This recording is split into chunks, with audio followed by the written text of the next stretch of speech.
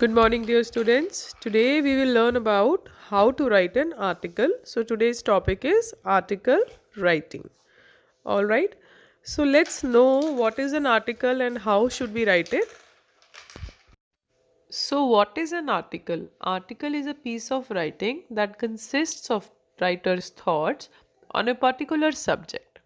मतलब हमें किसी भी टॉपिक के बारे में कुछ अपने थॉट्स बताने हैं इन एन ऑर्गेनाइज्ड मैनर कि सही तरीके से उसको हम लिखते हैं जब एक पीस ऑफ राइटिंग में that is called an article. Generally a brief introduction of the topic is gradually developed by drawing a conclusion at the end. मतलब इस वीडियो में आई विल टेल यू कि how to start an article, फिर हम बीच के portion में क्या लिखेंगे and how we will end an article. Okay. Articles are generally written for school magazines, newsletters and newspapers etc.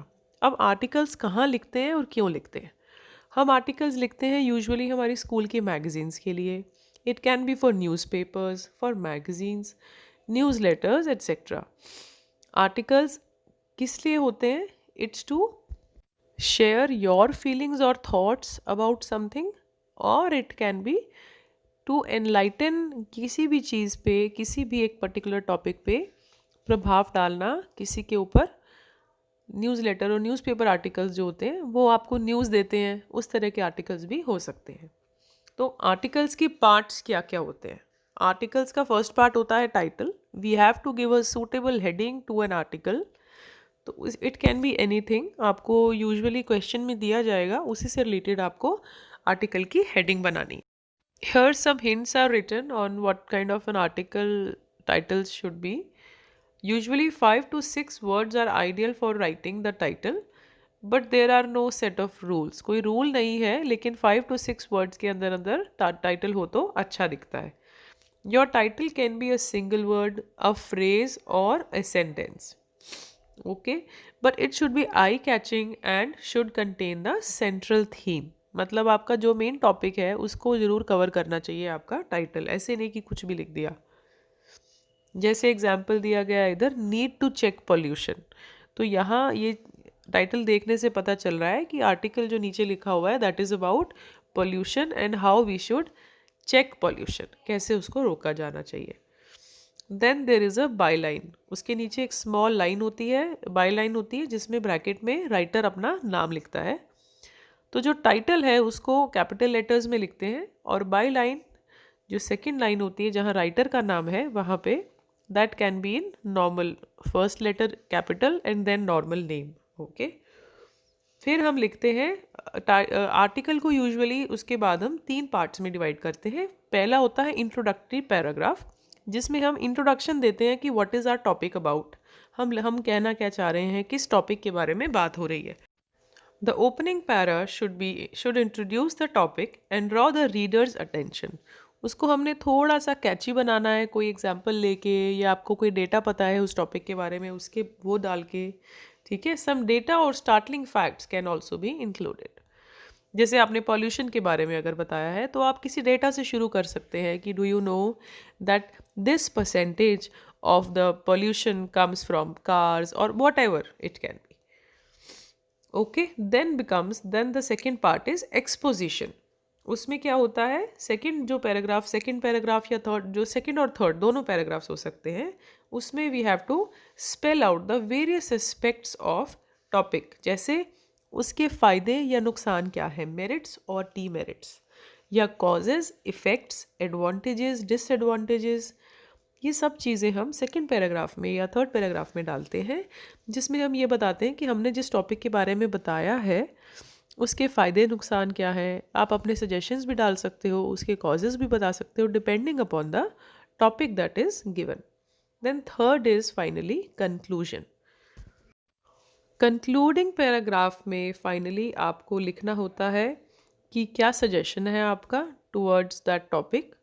जैसे हमने यहाँ एग्जाम्पल लिया है पॉल्यूशन का, तो आप अपना सजेशन देंगे, या मोर देन वन भी हो सकते हैं, सजेशंस देंगे कि गवर्नमेंट को क्या करना चाहिए, नॉर्मल जनता को, आम लोगों को क्या करना चाहिए to check pollution. Also you can give a hope or warning for the readers to think about. आप लोगों के लिए एक मैसेज दे सकते हैं कि क्या हो सकता है अगर पोल्यूशन चेक नहीं हुआ तो।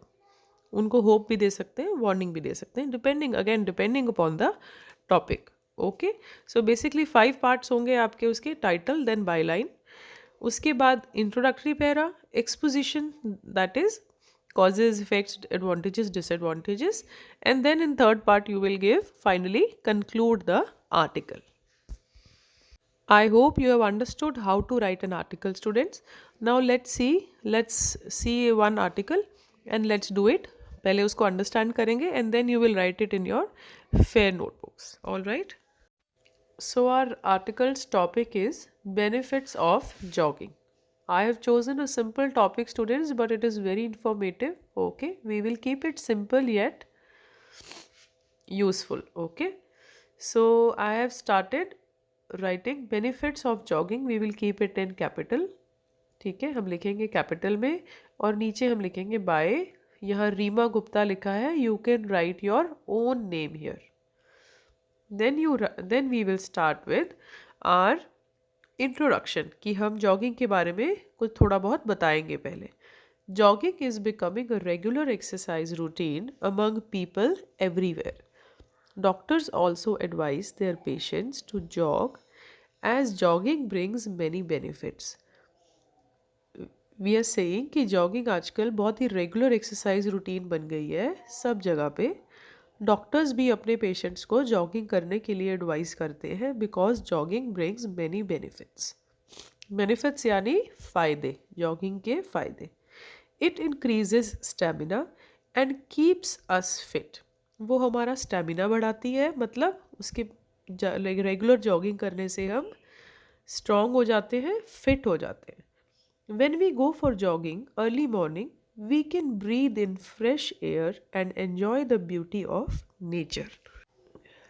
मतलब जब हम जॉगिंग जाते हैं अर्ली मॉर्निंग तो हम फ्रेश एयर ब्रीथ कर सकते हैं बिकॉज सुबह की जो एयर होती है वो पॉल्यूशन फ्री होती है and we can enjoy the beauty of nature. Morning में पेड़ पौधे, एनिमल्स, बर्ड्स सब बहुत अच्छे लगते हैं। ठीक है, यहाँ हमारी इंट्रोडक्शन ख़त्म हो गई, हमने थोड़ा बहुत बता दिया जॉगिंग के बारे में। फिर हम जॉगिंग के फर्दर बेनिफिट्स बता रहे हैं। Jogging can improve overall health and is really good for weight control and strong bones. तो जॉगिंग हमारा ओवरऑल हेल्थ के लिए अच्छी है और हमारे लिए, हमारे वेट कंट्रोल और स्ट्रॉन्ग बोन्स के लिए भी बहुत अच्छी है। Jogging not only affects our physical health but also provides benefits for our mental health also. So mental health के लिए मैंने यहाँ साइकोलॉजिकल एक वर्ड लिखा है, you should know a new word. हम साइकोलॉजिकल हेल्थ भी बोल सकते हैं। It improves our confidence, stress relief and keeps us happy. तो इस पैराग्राफ में हमने सारे बेनिफिट्स जो हमें पता थे हमने बता दिए जॉगिंग के। वो हमारा कॉन्फिडेंस इंक्रीज करती है, हमारा स्ट्रेस रिलीफ करती है और हमें खुश रखती है। Then in the last paragraph, what we will write, we will conclude. All these benefits make jogging an important and essential activity that we all should do. ये सारे benefits की वजह से jogging एक important activity बन चुकी है। We should not eat much before jogging, before going for a jog, and should start from a small duration and then increase our time for jogging. उसके बाद एक क्या दिया हुआ है, एक सजेशन दी हुई है, एडवाइस दी हुई है कि अगर आपको जॉगिंग स्टार्ट करना है तो हमें ज़्यादा नहीं खाना चाहिए जॉगिंग करने से पहले और थोड़े टाइम से स्टार्ट करना चाहिए। लेट्स से 20 मिनट्स जॉग करना स्टार्ट करें, धीरे धीरे उस ड्यूरेशन को बढ़ा सकते हैं जैसे जैसे आप स्ट्रॉन्ग होते जाएंगे। Let us all make it a part of our lifes. Okay, तो ये सिंपल सा आर्टिकल है, you have to write it in your notebooks and it's easy to learn. I hope you have understood it well. Okay students, happy learning. I will see you soon. Bye bye.